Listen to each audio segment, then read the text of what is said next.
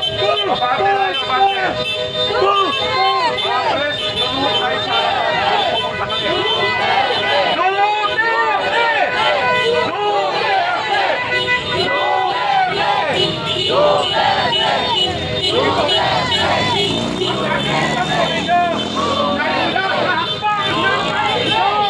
Mabuhay ang may sawak! Mabuhay!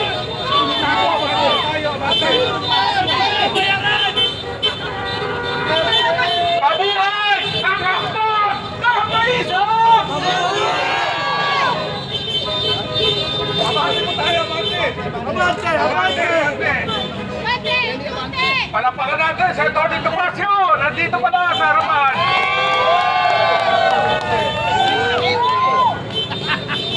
Hindi agad ako nakita! Maligid talaga! Okay, sige, abante po, abante, abante! Yung mga rider natin, hindi pa makaanapasok!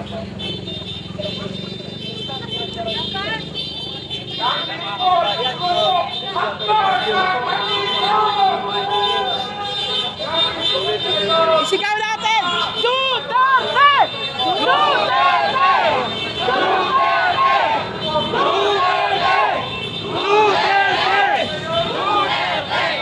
Duterte! Duterte! Sige, sigaw natin! Palayain! Sige, si Duterte!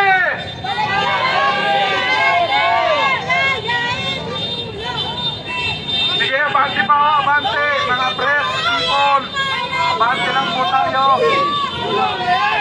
Mga kurado! Tulog na yan! Abante po, abante, abante! Tulog si Gigi yan!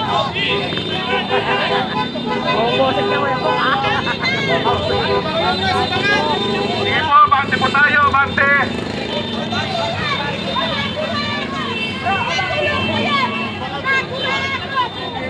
Ito na po tayo, malapit na tayo sa gate ng Supreme Court para madinig po tayo.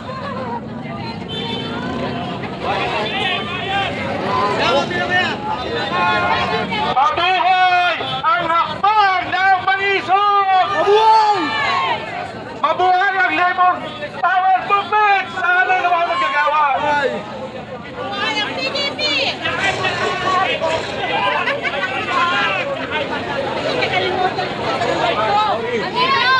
Sige po, dito sa harapan. Sa harapan tayo ng gate.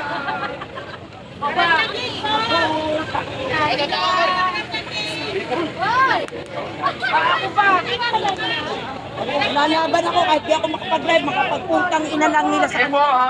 Pasok. Pasok pa tayo.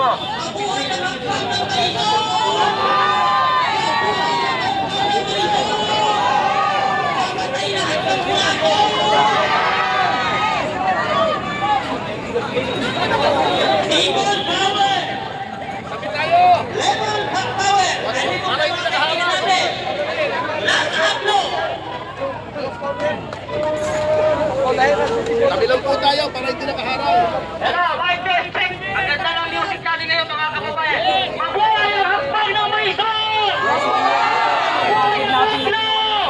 Mabuhay lahat ng kwakot!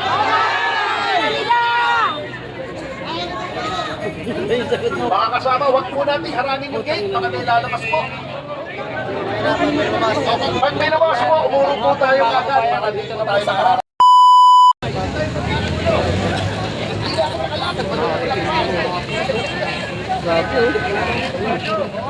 Wala tayong pinopis.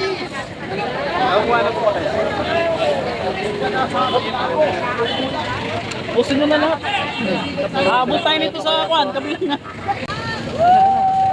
Dapat down. Dito tayo, pre. Makamatubaan. Iwawa kayo ba natin ang ating pansila? Regards daw! Sabi ni Miss Ann.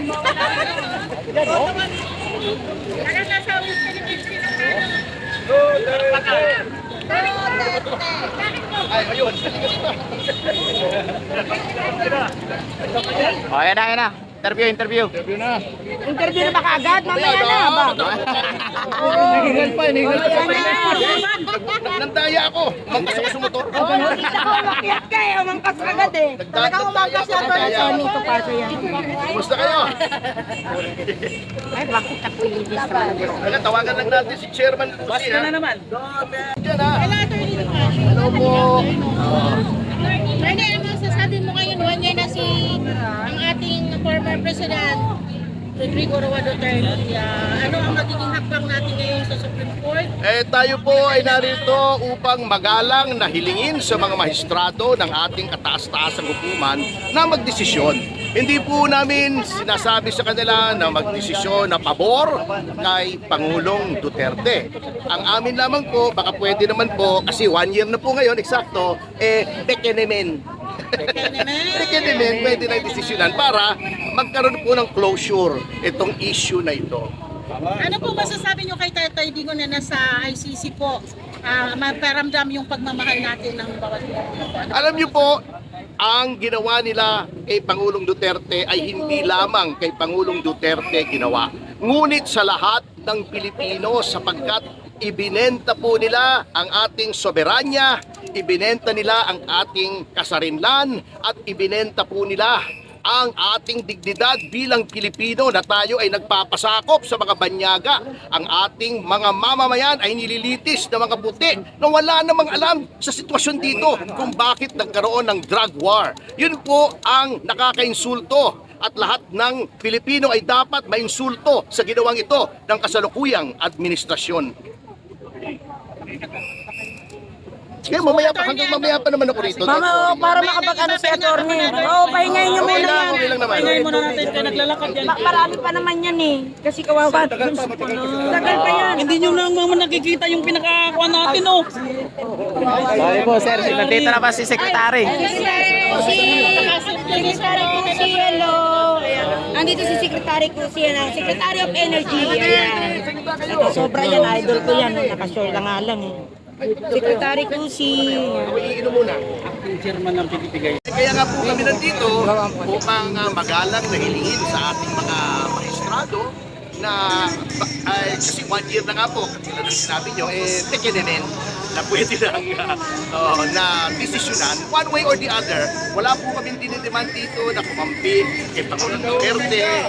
Ngunit ang amin na po ay magdesisyonan para hindi na po tayo nasa legal limbo at kung ano man ang desisyon ay makabuo na po ang Pilipinas sapagkat ang dami po natin hinaharap na mga suliranin. At bumatong pa dun sa issue ng corruption, yung gera sa Middle East na nagpataas ng gusto ng mga presyo ng mga produktong petrolyo. So, dapat hindi maipon to, unti-unti malutas ang problema.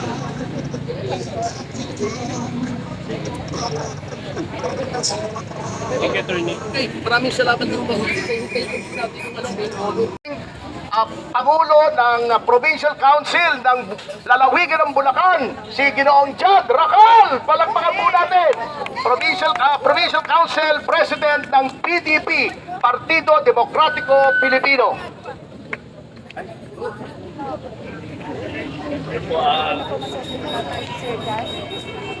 Ay, hello po. Nakakatuwa po tayo dito kasi nagsama-sama po tayo dito. Nagkakaisa tayo kasi sobrang ano na talaga ng nalaganap na korupsyon dito sa bansa natin. Kaya maraming salamat po sa lahat ng nandito. Sumusuporta, syempre sa pagbalik rin ni Bring Our Duterte, President Duterte home. Tapos sana po tuloy-tuloy po tayo dito ipaglaban natin ang karapat-dapat po para matigil ang korupsyon dito sa bansa natin. Ayun lang po. Maraming salamat po. Okay, thank you. Thank you, President Racal. Sigaw po tayo, mga maisog, mga CCW, mga PDP. Jad Racal! Jad Racal! Jad Racal! Jad Racal! Jad Racal! Jad Racal! Galing Bulacan. Meron po rito mahigit kumulang 1,000 mga kaalib ng Partido Demokratiko Pilipino mula sa lalawigan ng Bulacan. Nagtsaga po sila. Papasok na po sila rito. 1,000 more or less members of Partido Demokratiko Pilipino from the province of Bulacan. Ginaan nila sa dahig. Doon nila nililitis. Pero yung mga kumplinan, nandito nagsasampa ng kaso sa Pilipinas. Di ba? Nakakahiya ito, yung habeas corpus na nandyan sa Korte Suprema. Masyado na ninyong pinabastos ang Korte Suprema dito sa bansang Pilipinas. Nanawagan tayo sa Supreme Court. Nakikiusap tayo. Yung habeas corpus na yan, desisyonan nyo na. Dahil masyado nang binababoy dito sa Pilipinas ang ating justisya. Binababoy na ang ating mga korte dito. Bakit? Hindi ninyo magawa yan. Nasaan na ba pinangako ng mga malalaking isda na dapat makukulong? Ay hanggang ngayon, yung naglalahad ng katotohanan, yun ang inimbestigahan, yun ang kinakasuhan. Nasaan ang hustisya sa Pilipinas? Kasi kung ang hustisya dito sa Pilipinas, hindi na pala gumagana at doon na tayo sa international palagi, isara na natin lahat ito. Sayang ang budget ng pawis natin, sayang ang buhis natin kasi nasahod ng ating mga judge dito sa bansang Pilipinas na hindi na pala ito nagagamit sa mga Pilipino. Tayo, i-remind ko lang sa mga Pilipino na mga nakikinig ngayon nandito. Tayo ang Pilipino, hindi tayo Amerikano. Pero, iba, nagkasala ang ating kababayan doon sa ibang bansa. Anong ginagawa ng gobyerno? Magpapadala tayo ng abogado para ilaban ang kaso makakauwi. Dito ang kababayan natin Pilipino, dito sa ating bansa. Pero, itong nangyayari sa ating presidente, dinala natin doon. Tayo ang nagdala, binigay natin sa mga foreigner. Nasaan ang utak natin ngayon? Sa bagay sinabi nila, bakit naman kayo magagalit sa amin? Eh kayo naman ang naglagay sa amin dito. Di kayo rin ang mag-alay sa amin. Huwag kayo mag-alala. Dahil pagdating sa 2028, kung mayroon mang eleksyon na mangyayari, sigurado itong mga tao na nandito, hindi na nyo kayang utuin ito. Para naman sa mga vlogger na bayaran, pakiusap ko lang sa inyo. Tama na! Tama na pagluluko sa sarili ninyo. Itigil na ninyo yan. Dahil ang pira makikita yan kahit anong oras kung gustuhin ninyo sa legal na pamamaraan. Hindi sa pangluloko, na pati sarili ninyo, niluloko ninyo ang sarili ninyo. Hindi lang ang bansang Pilipinas ang niluloko ninyo. Nakikita natin kung gaano kakurap ngayon. Mayroon pala akong ipapakiusap sa mga elected natin. Dahil alam ko ngayon, mapapanood nila ito mamaya. Pakikiusap lang sa mga elected natin. Mayor, Governor, Congressman, Senador, Vice President, hanggang Presidente. Lahatin na natin. Lahatin natin sila. Mayroon tayong pakikiusap. Ako, opinion ko lang ito. Kasi noong araw yun naman ang kalakaran. Baka naman, pag nagnakaw kayo, huwag nila ilagay sa malita, masyadong malaki, sa bulsa na lang. Aluwag ko bulsa namin! Ibubulsa rin yung mga kinupit nila kasi maigi yung bulsa maliit-liit. Eh ngayon kasi hindi na binubulsa eh. Minamalita na eh. Nagkakahiya naman. Kasi pag minamalita mo masyadong malaki at nakikita yun sa taong bayan. Ang iba, takot lumantad, takot magsasalita. Kasi ang nagsasalita daw, kinakasuhan. Ay bakit naman tayo matakot kung kasuhan?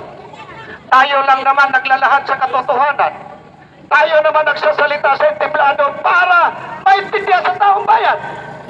Diba? Ako hindi ako pwede matakot kung nagsasalita. Dahil mula pa sa pagkabata ko, lumaban ako para sa sambayan ng Pilipino, hindi sa sarili ko. Mabuhay sa mga Pilipino! Mabuhay! Mula noon pa, padyak pa lang ang dala ko, lumalaban na ako sa karapatan ng ating mga inaapakang mga maliliit na kababayan. Umasinso lang ako ng konti, de mula doon sa Panjak, naging jeepney driver, hanggang nagiging driver ako ng bus, hanggang ngayon nagiging presidente ako. Dahil pinaglalaban ko ang karapatan ng lahat ng manggagawa, ng super ng bansang Pilipinas. At ang iba dito, alam nila kung sino talaga ako. Sigit sa kalaban ninyo, ako ang chairman ng Transport Alliance ng driver at conductor sa buong Pilipinas. At noong si Sir Jeff 2025, Olivar. nakikita ninyo ako sa lansangan. Tumakbo yan, Lumalaban. Senador. At yung pag-alis ng bus dito sa buong Metro Maynila, matagal nang tinututulan yan. Siguro i-retrieve ninyo kung sino talaga itong kausap ninyo ngayon sa harapan ninyo. Ito na sa harapan ninyo, yun din ang lumaban para hindi malisan ang ating mga mahihirap dito sa bansa natin, dito sa Metro Maynila. Kasi ang gusto ng ating gobyerno, doon na lang kayo pababain sa Santa Rosa kung galing kayo doon sa South. Dahil gusto nilang pagkapirahan tayong lahat. At doon naman galing ka sa Cavite, doon ka sa Pitik. Pag galing ka sa North, hanggang doon na lang sa Valenzuela. Andiyan pala si Ma'am Lumaban tayo dyan. sa taas. Lumaban tayo dyan. Ma'am Chuchi pala. Salamat sa Korte Suprema. Malaki ang pasalamat ko sa Korte Suprema dahil naglabas sila ng permanent injunction. Kaya ngayon, ang mga bus natin andito, nakikita pa ninyo sa buong Metro Maynila, mayroon pa ng dyan, pumaparada sa tabi ng kalsada at nandoon pa rin sa mga kanya-kanyang terminal nila at hindi nila pwedeng pilitin na hanggang doon na lang sa Valenzuela. Marami pong salamat. Dahil andito na naman tayo ngayon sa harapan ng Korte Suprema. Ito na naman ang ipag-iusap natin. Sana po, ito, pakinggan ninyo ang hinaing ng taong bayan. Baka naman pwede na desisyonan ang kulang-kulang 1 taon na pinail ng habeas corpus at hindi ko napahabahin, marami pang magsasalita. Nandyan pa sila si Atty. Topacio na sila yung magpapaliwanag kung ano yung dapat gawin dahil mayroon kasing sinasabi na lang Rome Statute, mas maigi ito na yung mga abogado ang magpapaliwanag. Maraming salamat at magandang hapon sa ating lahat, lalo na sa ating mga kapulisan. Marami pong salamat sa inyong pag-assist para sa kaayusan ng ating traffic. Like MMD, nandito ngayon na uma-assist din, tumutulong. Marami pong salamat sa inyong lahat. Magandang hapon. Okay. Ayos. Ngayon, nais ko tawagin dahil medyo marami pang magsasalita. Tatawagan ko ang isa sa mga leader ng OFW na walang iba si Kuya Filemon. At mga kasama, medyo pakipa po tayo para hindi na mapapagin para yung Isang mapayapang hapon po sa inyong lahat. Sa lahat po na nakikinig ngayon, na-miss nyo na ba si Tatay Digong? Oo! Sobra! Papayag pa ba tayo na magkita ulit dito sa susunod na taon? Ngayon na! Naway sana na tuwing magkita tayo ulit ay nandirito na po ang ating mahal na presidente. Now ako humihingi po sa inyo ng paumanhin dahil ito po ang kauna-unahang pagtitipon na sinalihan ko. Ako po ay isang OFW na namuhay at naghanap ng oportunidad sa ibang bansa sa halos 2 dekada. Ngunit kahit malayo po ako, sakripisyo, hindi po nawawala ang kaba sa aming mga dibdib. Para sa aming mga pamilya na naiwan dito sa Pilipinas.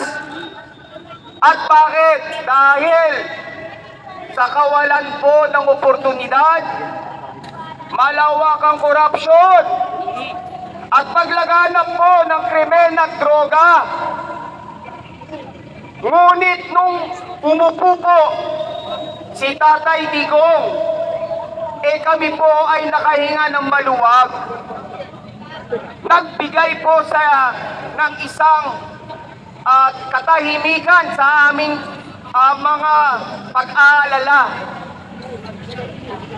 Ngunit ngayon, matanong ko po kayo, ano na po nangyari? Hindi lang tayo bumalik dati, lumala pa po.